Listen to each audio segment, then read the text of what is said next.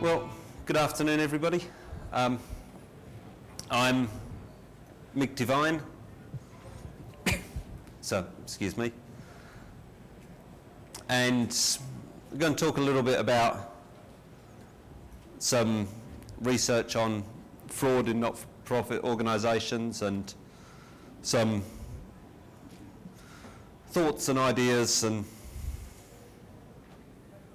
a story or two along the way. So we'll have time for some questions at the end, and if you're really desperate, interrupt me in the middle, okay? Okay. The story starts a long time ago when I was young and foolish, even though I didn't actually think I was young and foolish at the time. And this was my first experience of fraud in the workplace. And I was 19. I was living in Amsterdam in a place that Arthur Frommer it was actually Europe on $10 a day, but I couldn't find the right picture, described as seedy but cheap. It's what we'd now call a backpacker's place. It was in Amsterdam's red light district, and I ended up working there, and it was an interesting place to work, a place where I got to meet lots of interesting people. But after I'd spent my first couple of months there working down at the train station, hustling people off the train, saying, you know, looking for a cheap hotel, that sort of thing, I got promoted to receptionist job. And my first day on the job, I was getting trained by the other receptionist, and he said, golden rule, if your float's short at the end of the day, you have to make it up out of your wages. All except for 3 guilders, which is a couple of dollars. You're allowed that leeway because sometimes you wouldn't have the right change to give somebody. So there was this little bit of tolerance. And so the established practice was you'd start your shift, you'd take the 3 guilders out of the machine, out of the till, and you put it in the cigarette machine, because that's exactly what you need for a packet of cigarettes. And that would start the day. Now, I didn't see anything wrong with that at the time. And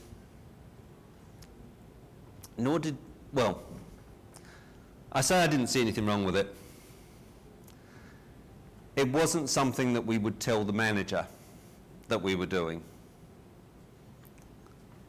So we didn't know it was wrong, but it's what all the receptionists did. We knew the manager was paying us all in cash. People only paid by cash. Nothing but cash went through that place.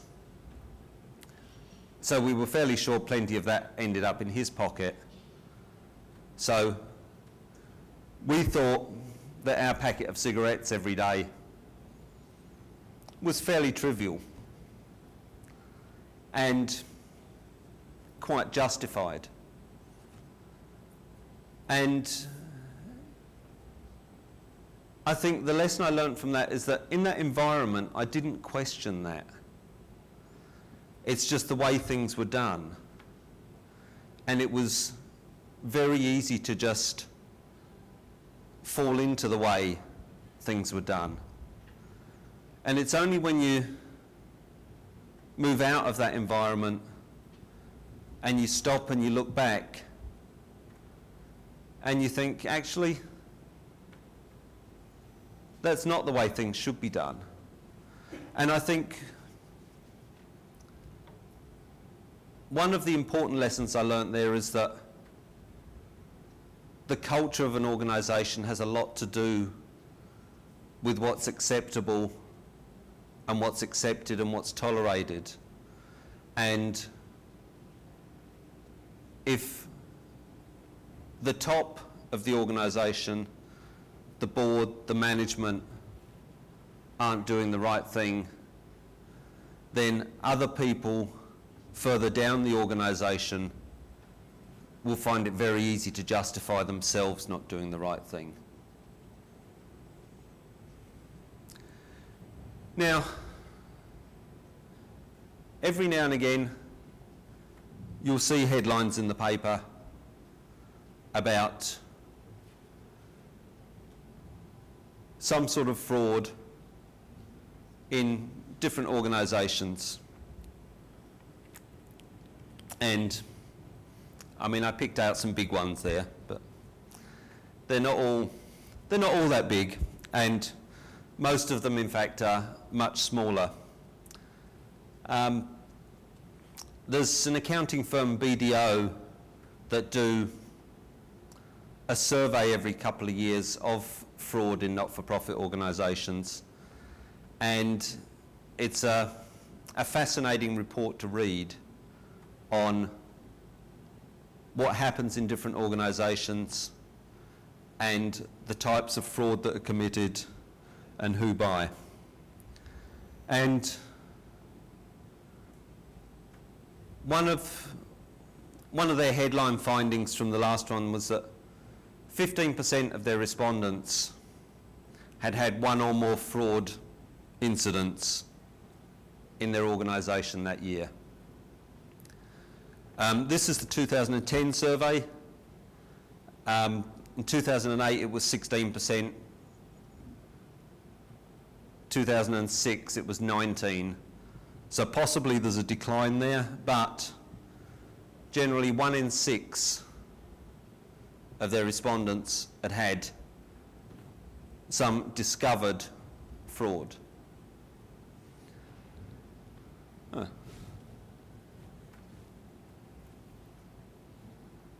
Those numbers lined up nicely on my computer. Okay. Okay. Check the screen resolution before you do a presentation.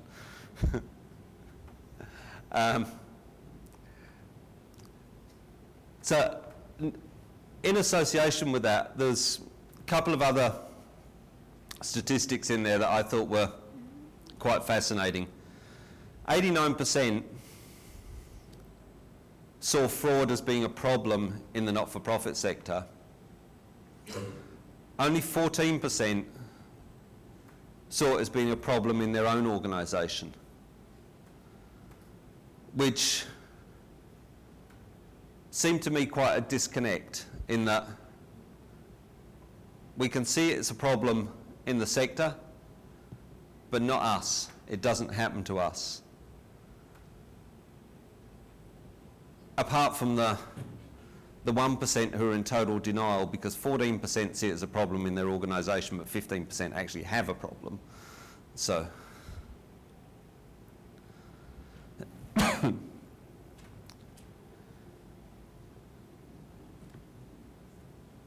the fraud was generally committed by employees. After Holly's talk this morning, I did consider going and changing my presentation and getting rid of that pie chart, but I decided I'd take a chance. She's not here, is she? No. Good. So there's about 12% of it is committed by volunteers, but most of it by employees of the organisation. And the average value of the fraud is $14,291 if you want to be exact. So each discovered fraud resulted in a loss of $14,000 for the organisation.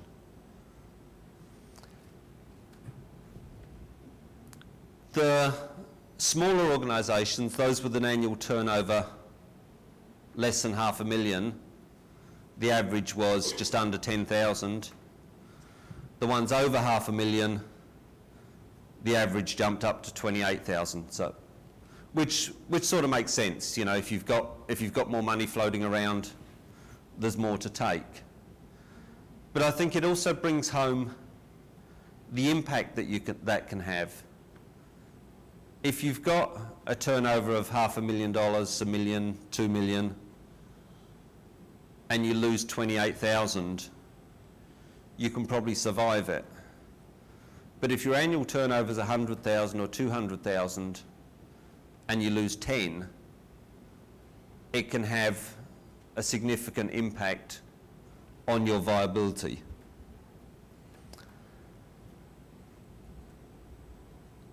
Now, the biggest type of fraud was the theft of cash. A quarter of all these reported frauds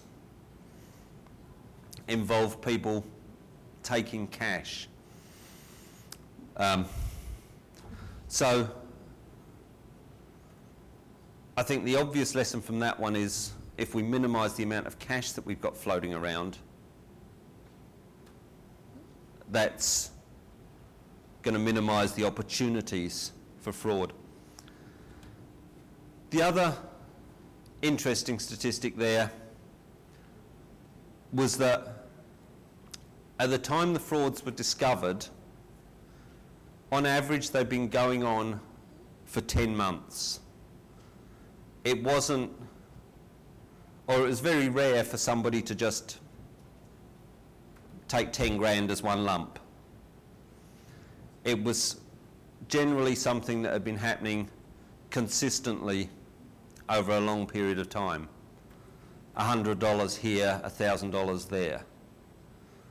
So it was systematic and continuous fraud rather than isolated, opportunistic fraud.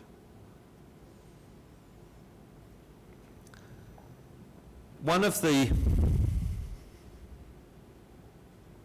things that surprised me a little bit was that 24% of those incidents involved collusion between 2 or more people. Now, I did an accounting degree when I was 30-something, and I remember one of the things that they drilled into you when you're doing internal controls and audit is the most important thing to do is separation of duties. You know, one person receives the checks, somebody else enters them in the system, somebody else does the reporting, and with the assumption that the more people you've got involved, the harder it is for somebody to do something dodgy, because most of us, even those of us who commit fraud, tend to keep it a secret and don't go around telling everybody. But in 24% of these cases, the people were brave enough to involve somebody else in it. They didn't need to keep it a secret, they actually involved somebody else in it, which I think goes back to my original point about my experience at the Fat City Hotel in Amsterdam, that if it's in the culture of the organisation that this is something that's acceptable and that you can get away with, that people will, and they won't necessarily be embarrassed about it. And it doesn't mean everybody in the organisation is in on it, but the fact that you've got multiple people involved, I think says something significant about cultural problems in the organisation. Now, my first thought reading all this was, it's got to be the bookkeepers and we'll have a witch hunt and we'll burn them at the stake or something. But interestingly, I've got a laptop with a wide screen, okay? Okay. I'll go buy a smaller laptop next time I do a presentation.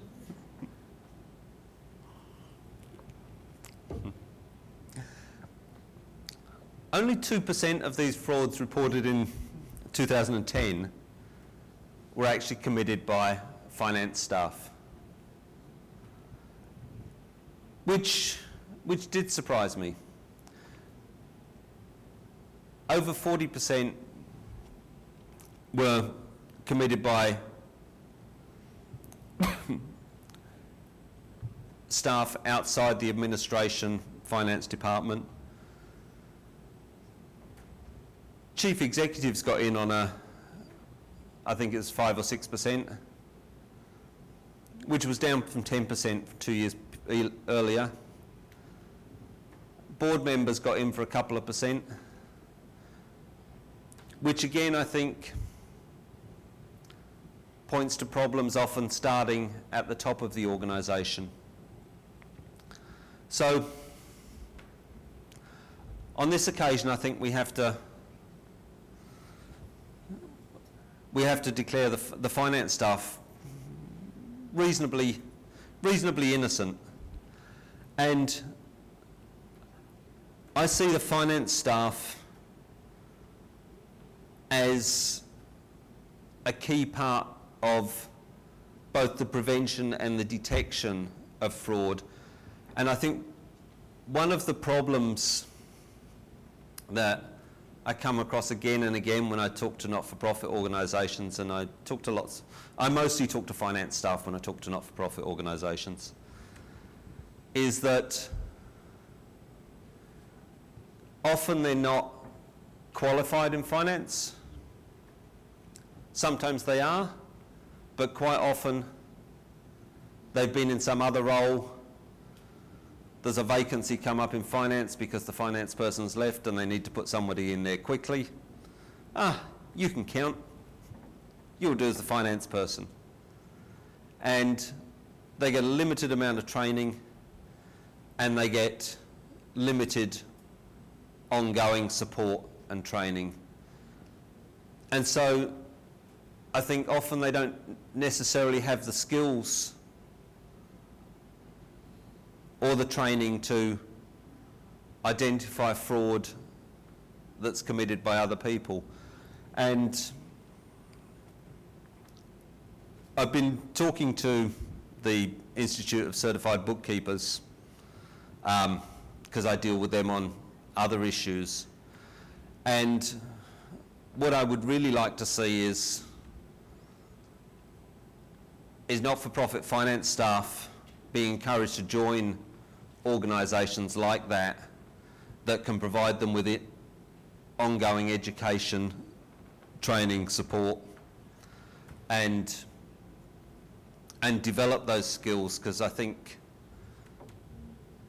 in the not-for-profit sector we often neglect that training of finance people, and I think it's very critical in improving both governance and transparency in the way not-for-profits operate.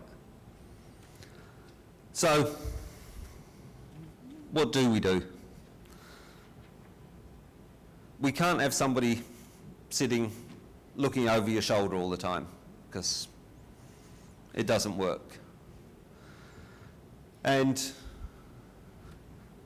most organisations can't employ full-time detectives to go around and have a look, see who's pinching what.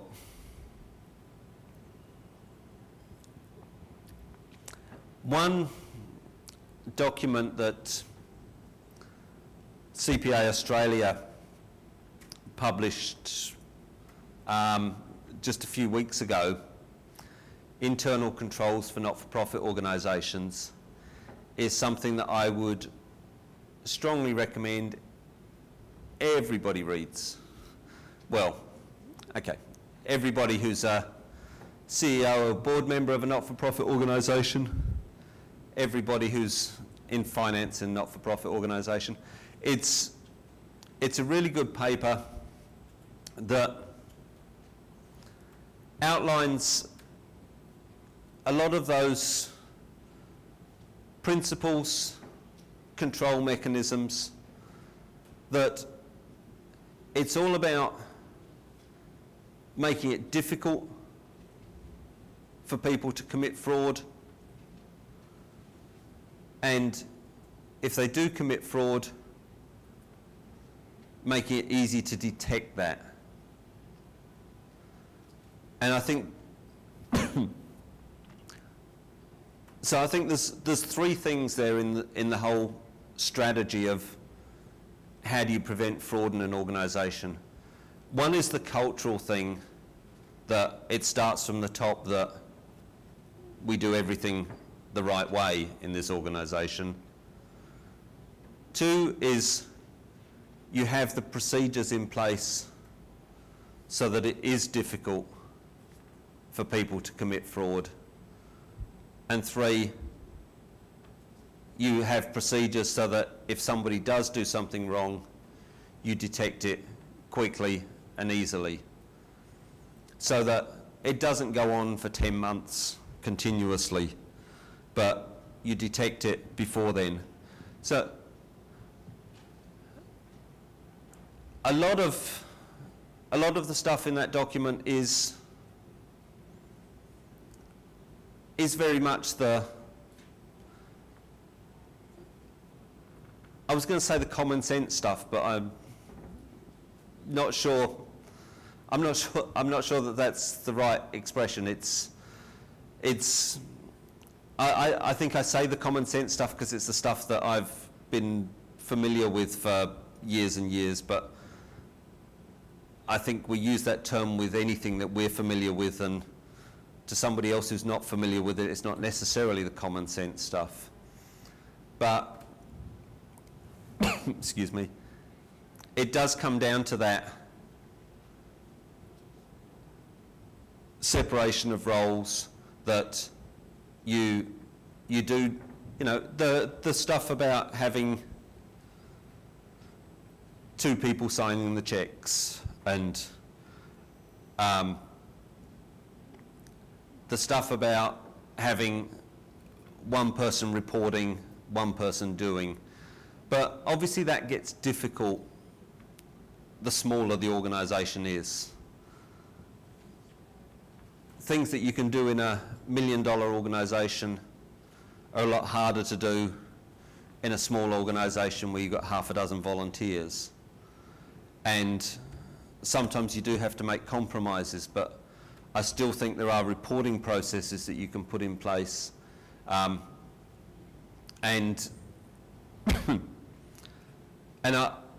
of the things I liked about this document was that it did recognise that difference between the big organisations and the small organisations. If anybody, I think if you Google it, you should be able to find it, but if you can't, I'll give you my email address at the end and I can send you a link to it. Now, one of the, in the BDO survey, the two methods of detecting these frauds that were discovered were internal controls and reporting, and whistleblowers. Somebody told somebody. And I think one of the lessons from that is that it makes it important to have a formal procedure in your organisation. So if you do discover somebody doing something that you think's not right, who do you talk to? Is there an audit committee that you can go to? Do you go to the CEO or to the board? There needs to be a procedure, And I think it needs to be a procedure that protects the whistleblower, because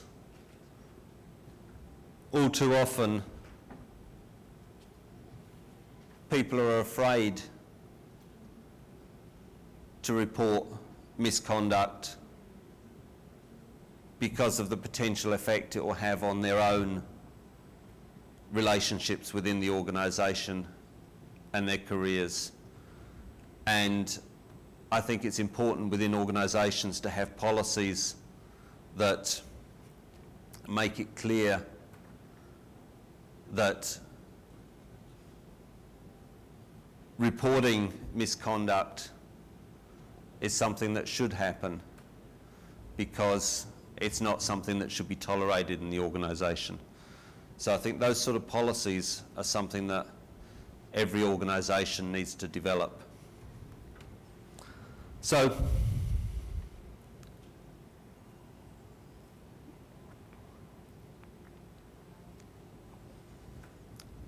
don't give people opportunities to steal things. And as I said before, pretty much a quarter of those fraud incidents involved cash, which sort of surprises me a little bit, that there's a whole bunch of organisations out there that are losing an average of $14,000 worth of cash over a period of time. I think that possibly reflects particular types of organisation. I think more and more we're moving away from cash, and I think the more we can move away from cash and encourage or discourage the use of cash in our organisations, the safer we'll be. And then it's detection. And I think one of the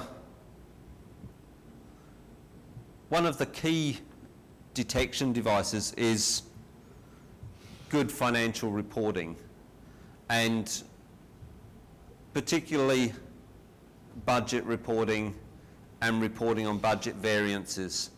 And I know lots of organisations that do budget reporting, but it's very much a compliance thing.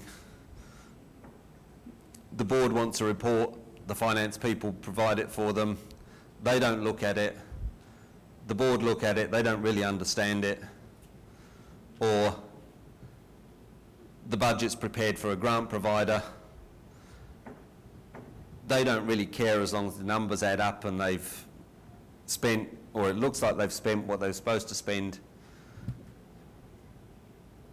But quite often there's nobody there who says, why have we got these variances? This is what we planned to spend. This is what we actually spent. Why is this happening? And I think those simple questions can very often just reveal problems before they develop too much. One of the other things that I think is important to do is some sort of benchmarking. Talk to similar organisations. You know, if you've got another organisation that's maybe doing the same thing in another town, and you spend 60% of your revenue on wages, and they only spend 45% of their revenue on wages, why? Yeah, ask those questions. I talked about checks earlier. I mean, I've been treasurer of many organisations over the years, and Yes, we always had 2 check signatories, and every check needed 2 signatures. But I've never been in one organisation where at some point somebody didn't ask me to sign a blank check. Because it's the practicalities of the situation, especially in organisations run by volunteers. Sometimes you just have to do it. But I think the thing that was generally lacking was any follow-up afterwards. And after the first couple of times, I was quite happy to sign the blank check, as long as a week later, I got some paperwork back that told me what that check was for, who it had gone to, etc. So that if anything had gone wrong, I'd know rapidly. But I saw too many incidents where the blank check would be signed and the person who signed it forgot all about it then. No further involvement, responsibility, or anything. And that sort of stuff, I think, shouldn't happen. My other pet hate is spreadsheets for financial reporting.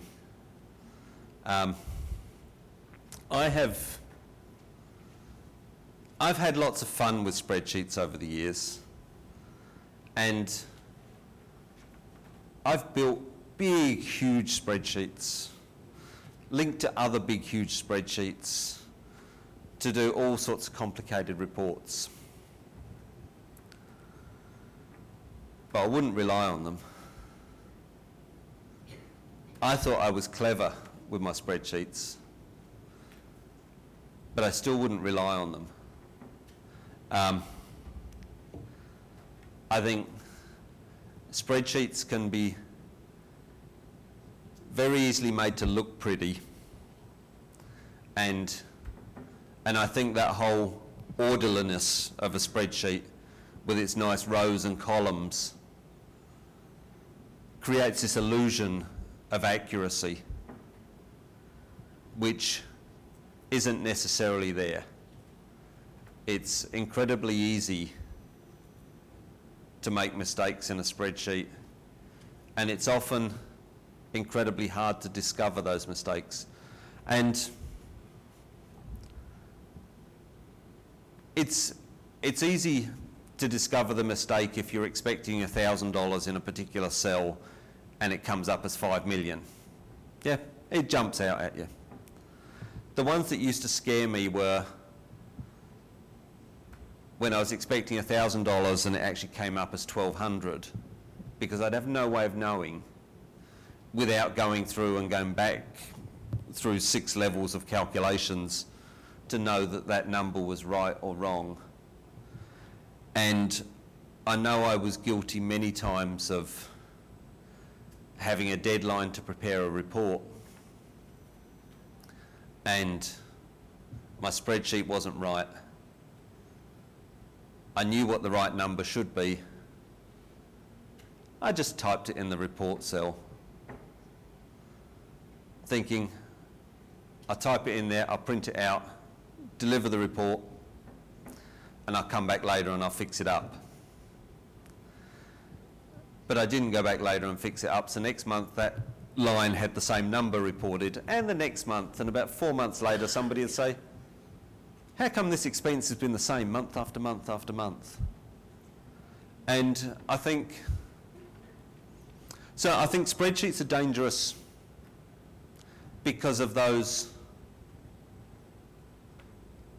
inadvertent errors, but they're also dangerous because if you want to manipulate financial reporting, a spreadsheet's the easiest place to do it. If you take the numbers out of your accounting system, put it in a spreadsheet, you can do pretty much anything with it. Which brings me to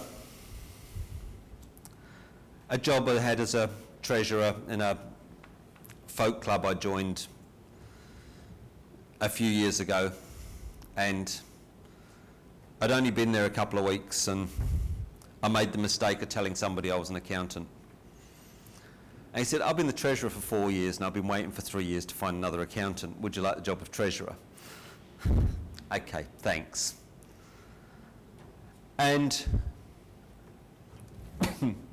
we had a bookkeeper there at the time who used to prepare the reports in a spreadsheet and present them to the board every month. And everybody looked at them, ticked them off, said, oh yeah, that looks all right. And being new, I looked at the spreadsheet and the budget and the actuals, and I said, can I see the report from the MYOB file that this came from? Ah, it's not the same. She said, oh, whoops, I must have mistyped something. And I said, can I see the budget that was approved by the board at the beginning of the financial year? Well, first of all, she couldn't find it, and then when she did, it was different to the budget that we were reporting against every month. But nobody else knew that. So there were no variances on the report, or only little variances on the reports that went to the board, because she just changed the numbers in the spreadsheet. And I just think it happens too often, and I think part of that is educating board members in financial affairs. I mean, I don't actually know the answer to how we do that. I think it's something that needs to be done. And people get appointed to boards in not-for-profit organisations not because of their financial skills. Well, some of them do. But generally, they're on the board because they've got some other contribution to make, and not because of their financial skills. But I think somehow we have a desperate need for education of board members in finance. But I don't have answers on that. Now, does anybody have any questions for the last couple of minutes? Anything else? Yes? If you discover fraud in your organisation, what action should you take against the fraudster? What actions should you take? I think I don't know that there's a hard and fast rule there. In the BDO survey, in 36% of those discovered fraud cases, the employee still kept working there afterwards. I would probably find that problematic myself. I think it would come down to a lack of trust. I think my personal opinion is that I would be inclined, unless otherwise persuaded, to go all the way to the police. But I'd be open to persuasion sometimes. Yes. Can I respond to that? Yes. Wouldn't you have set up in your organisation some policies and procedures around fraud control? You should have, yes, and yeah. Say contact the police or contact a board member or whatever. Yeah, and I suspect the consequences would depend on, you know, is it a $15,000 fraud or is it a $20 out of the till fraud, or something in between. But I think it is a difficult question of what you actually do. Yep. Yeah, and depending on the size of the fraud, there is some sections in the Crimes Act that says if you don't report an indictable offence, you're guilty of an offence yourself. Okay, yes. So, Do you know what those levels are? that's a 5-year jail term as an indictable offence. Okay, what constitutes an indictable offence? You get 5 years in jail. Yeah, okay. Yeah. Which can include fraud. Yep. Yes. Following on from that, where you're saying that in 36% of cases the employees kept their, They kept their jobs. yeah, could that not then stop people becoming a whistleblower because I agree with you. I think it certainly makes it difficult. If the person who's committed the fraud does continue in the organisation, I think it can make life very difficult for somebody who's reported that fraud. Yes, I quite agree. Yes. I've actually engaged with the police community liaison, Yep. sort those things out, and anyone in our organisation that's caught, whether it's 5 cents or $50,000 out the door. Yep. Have had issues with unions dealing with that, but because I've been policing, that's the only way I've gotten over the unions coming in and saying it's a harsh. Yep, because the police are making that decision, is that? Yes, okay. Did everybody hear that? So, what was your name? Daphne. The police community liaison is who I've called in. Yeah, so Daphne calls in the police community liaison, whether it's a 5-cent fraud or a $50,000 fraud, for them to make a decision on what the next action is. And that has helped her with problems with the union, who've sometimes objected that dismissal for a 5-cent fraud is harsh. Yep. That's absolutely a fair comment. In this year, from this year 2011, with the new Fair Work legislation, Yeah. where you can have unjust dismissal, when in fact fraudsters have been known to get their jobs back. Yes. Yeah, I think it is something you have to treat carefully. Yep. And probably get some legal advice on. And I'm not a lawyer. I'm a humble accountant.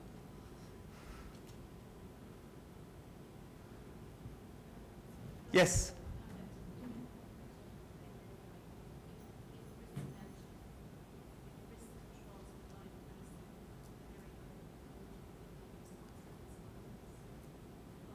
Sorry, excuse me, Ryan, can we have a microphone?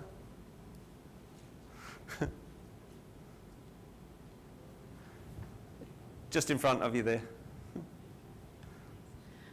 Just on following on from the gentleman's comment over there, if, once again, it's probably good to get external advice as well, but if you've got controls and measures in place and risk management procedures that the board's been overseeing or has some sort of say on, and things aren't dealt with in that structure, and they can be held accountable too. So, for instance, if it was to happen again because they hadn't followed up on that, they can actually be held with those jail terms as well. So, it does come down to a number of things now in this governance change and transparency, etc. Yeah. And I think having good internal controls and policies and procedures in place puts you in a much stronger position for any action that you take, because you can point to specific rules that have been broken and policies ignored. Anybody else? Well, thank you for listening. Thank you for your contribution.